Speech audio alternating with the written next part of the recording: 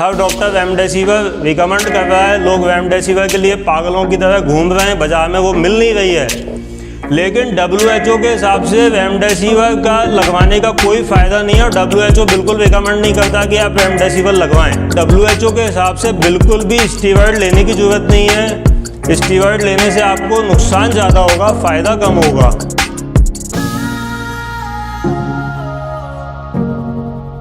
नमस्कार दोस्तों, आप जैसा कि जानते हैं कि मैं खुद कोविड पेशेंट था, मुझे बहुत ज़्यादा सीवियर कोरोना हुआ था।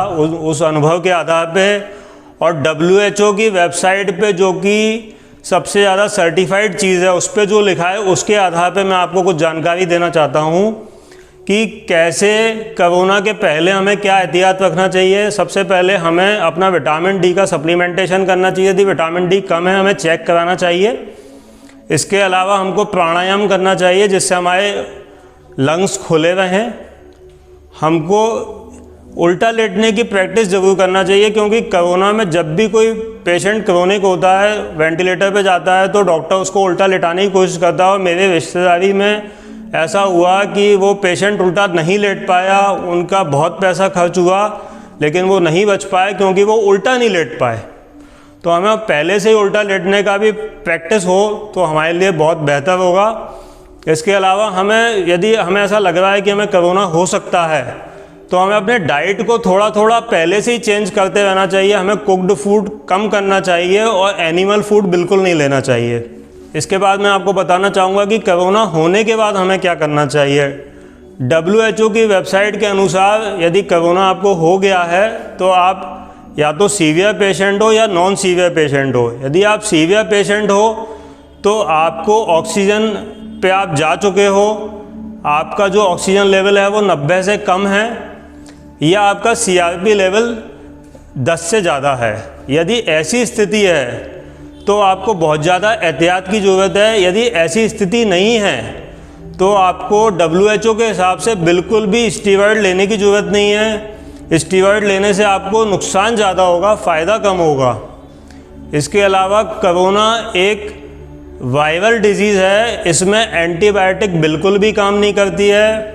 जो मलेरिया की दवाई है हाइड्रोक्सीक्लोरोक्विन, वो भी कई लोग लेते हैं इसके अंदर, लेकिन WHO के हिसाब से उसको लेने का भी कोई फ़ायदा नहीं है। और सबसे बड़ी बात जो इस समय आजकल देखी जा रही है कि लोग रेमडेसिविर लगवा रहे हैं। हर डॉक्टर रेमडेसिविर रिकमेंड कर रहा है, लोग रेमडेसिविर के लिए पागलों की तरह घूम रहे हैं, बाजार में वो मिल नहीं रही है।